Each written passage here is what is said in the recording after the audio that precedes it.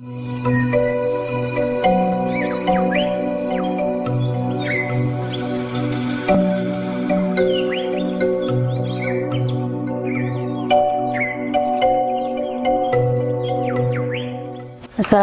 warahmatullahi wabarakatuh.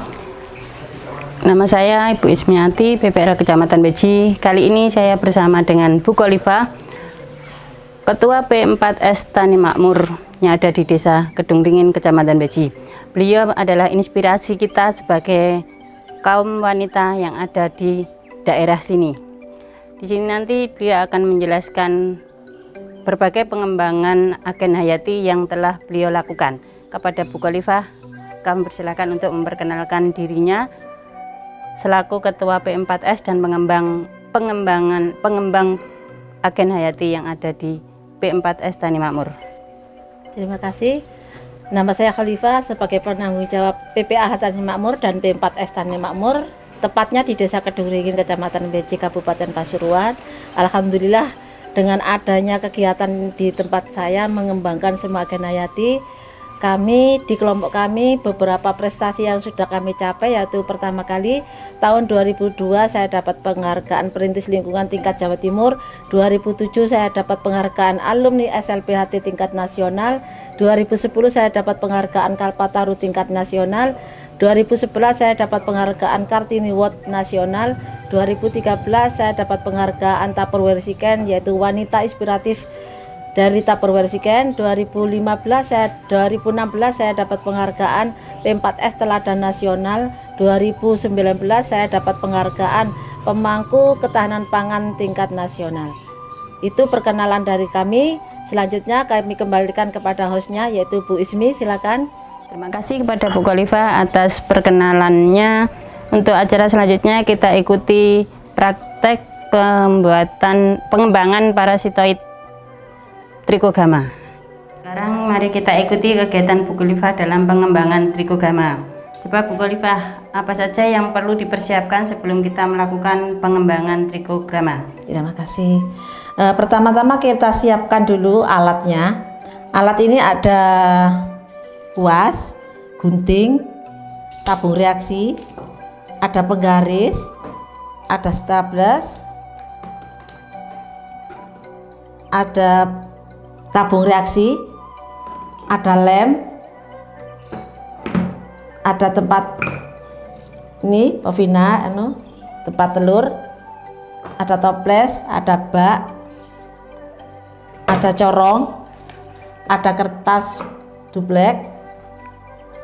Nah, ini semua nampan, ini semua alat-alat, ada kompor, ada wajan, ada sutil, itu alat rumah tangga. Untuk bahan sangat sederhana, itu ada tepung jagung dan tepung dedak sudah dijadikan satu, ada telur korsera, ada parasitoid untuk mengembangkan Trichogama ini. Nah, ini alat-alatnya untuk mengembangkan parasit Trichogama. Setelah kita tadi tahu bahan-bahan yang digunakan untuk proses pengembangan Trichogama, sekarang kita ikuti proses pembuatannya atau pengembangannya yang akan dilakukan oleh Bu Kholifah. Terima kasih. Pertama-tama kita siapkan dulu tadi medianya untuk mengembangkan korsera. Karena apa? Untuk mengembangkan parasitoid kita memerlukan yaitu mengembangkan korseranya dulu dengan media tepung jagung dan dedak. Kita sangrai tepung jagung dan tepung dedak dulu. Karena apa? Untuk mematikan serangga atau hama yang ada di dalam media ini, supaya nanti yang tumbuh yang kita inginkan yaitu korsera saja. Yang lain biar tidak boleh tumbuh di sini. Sampai kita sangrai. Sampai berapa lama, Bu Kholifah? Kita sangrai sampai berubah warna dan baunya tercium halus, Mbak. Ya. Setelah kita sangrai dengan ini sudah berubah warna dan harumnya sudah tercium, dan kalau dipegang ini sudah gemerisik, ini siap diangkat. Gemerisik yang bagaimana, Bu? Gemerisik ini kalau dipegangin agak bunyi. Agak keras. Karena ini kalau jagung kalau belum digoreng ini lembek, tapi kalau sudah digoreng ini gemerisik. Pegangannya itu lain gitu loh, Bu ya. Ya, ini tanda-tandanya sudah matang. Dan baunya kan sudah tercium. Nah, ini sudah selesai, kita angkat. Kita masukkan ke bak lagi. ini.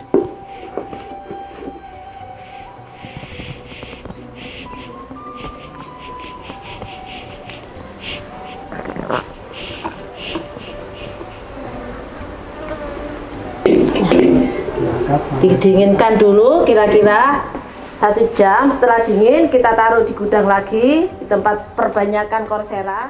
Setelah dingin, sekarang proses menabur hama gudangnya.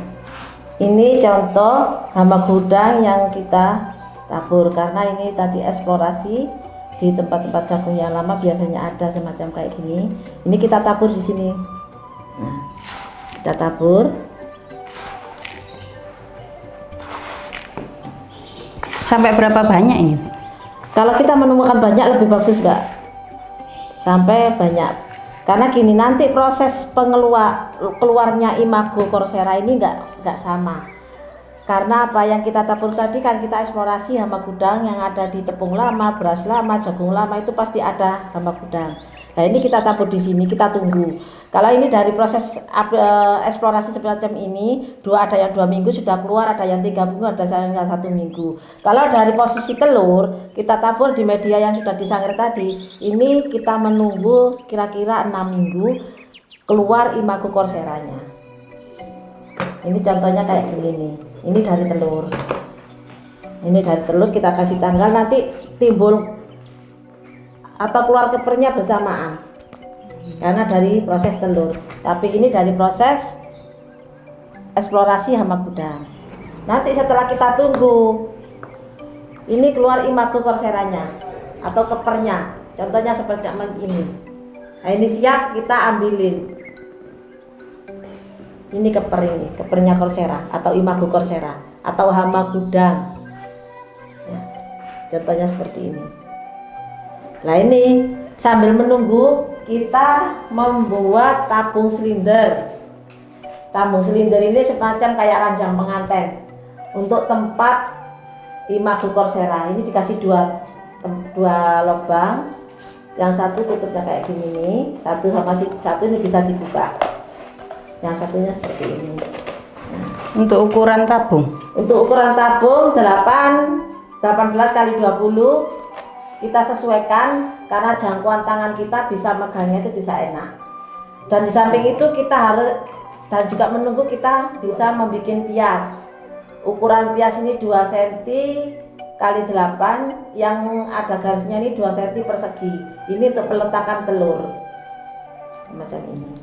Dan sekarang kita proses cara pengambilan imago Coursera dengan alat yang sederhana semacam kayak gini. Ini tabung pirek atau tabung reaksi yang sangat kecil. Nah, ini contohnya kayak gini. Nah, ini kita ambil satu-satu macam ini.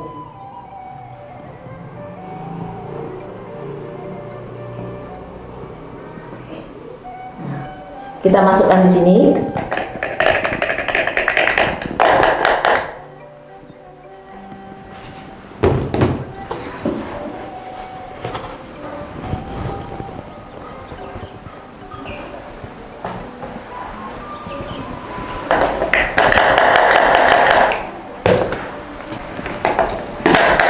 Sudah penuh, setelah gini kita tutup dengan ini, Mbak. Kita taruh di nampan, kita tunggu semalam. Besok paginya tabung-tabung ini sudah keluar telur Courseranya. Contohnya semacam ini, telurnya sangat kecil sekali. Nah, contoh seperti ini. Nah, ini kita bersihkan, Pak, dengan menggunakan alat yang sederhana juga, yaitu namanya was.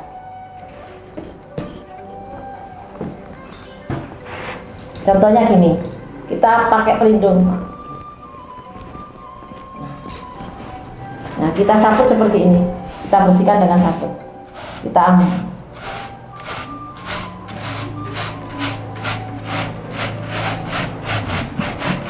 Kita rontokkan seperti ini dengan cara pelan-pelan. Sisi sama sisi kita beri kayak gini.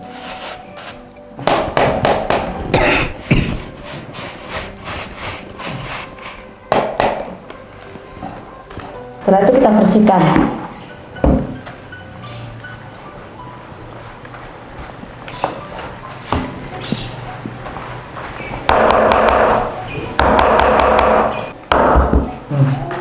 Ini sudah kita menghasilkan telur Corsera. Untuk parasitasi, kita menggunakan lampu ultraviolet atau lampu UV. Ini yang sudah di UV Mbak telurnya. Nah ini Sudah contohnya. bersih ya berarti ya? Iya sudah bersih. Terus UV-nya tadi berapa waktu? Untuk waktu penyuvian untuk disinarkan di lampu ultraviolet 30 menit Mbak.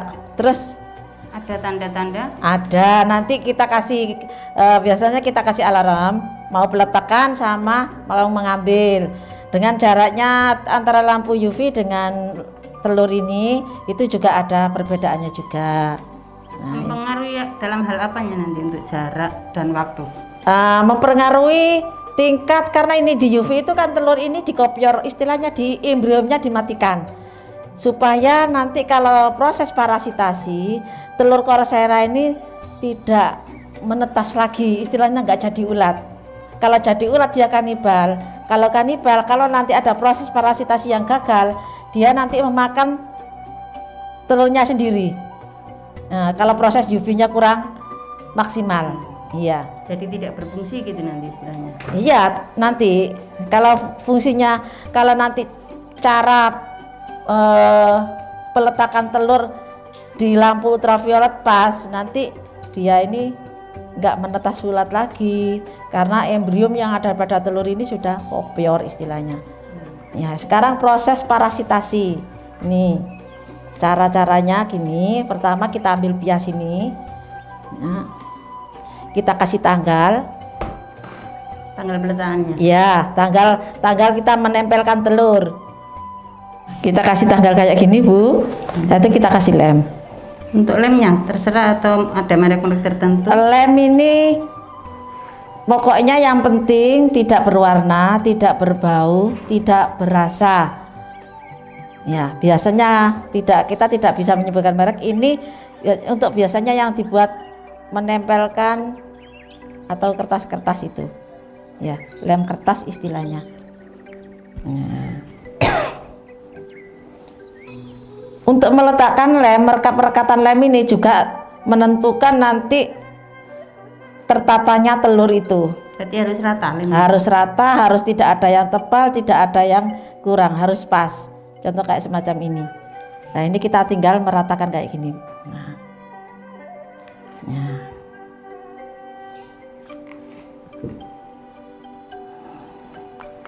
Sangat rata kan, nggak ada yang numpang tindih. Jadi pas nantinya satu pias ini pas berisi 2.500 butir telur Corsera.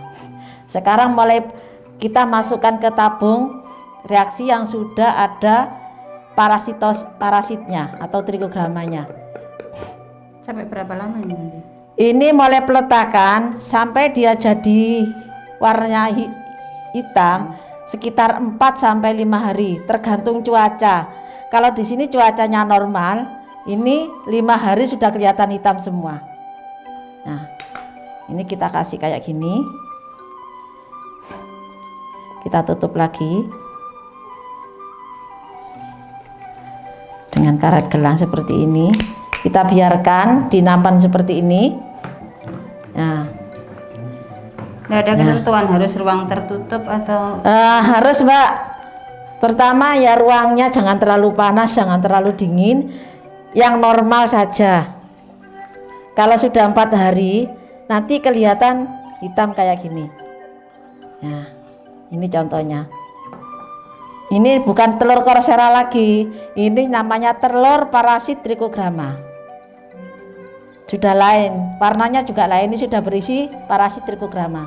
Ini tinggal, berarti sudah siap untuk diaplikasi? ya siap. Karena kalau sudah warnanya hitam ini siap diaplikasi di lapangan. Dan harus langsung, tidak boleh misalnya ini dibuka terus aplikasinya Nah, gitu? bisa. Cara kalau kita ada kesulitan untuk aplikasi, sama mama kita sibuk, sama mama ada halangan, ini kita bisa kita tunda. Kita taruh di kulkas dalam jangka 1 minggu aja, jangan lama-lama. ini masih bisa dimasukkan ke kulkas. Kalau kita aplikasi ada halangan, tapi kalau nggak ada halangan langsung aja diaplikasi di lapangan atau di lahan pertanian atau di sawah. Untuk menaruh di kulkas harus dimasukkan di Kita masukkan di plastik, terus kita kasih gelas plastik biar nanti airnya enggak masuk ke dalam ini. Kalau kena air ini juga akan rusak juga karena ini telur kecil, sangat kecil sekali. Pemasangan di lahan. Untuk pemasangan di lahan melihat kebutuhan itu untuk yang umum aja 1 hektar membutuhkan 100 pias dengan jarak 1 pias ini 15 meter. Cara-cara pemasangan bisa. Nah ini contohnya, ini kita pakai ajir seperti ini, bambu dibelah jadi 3 ya.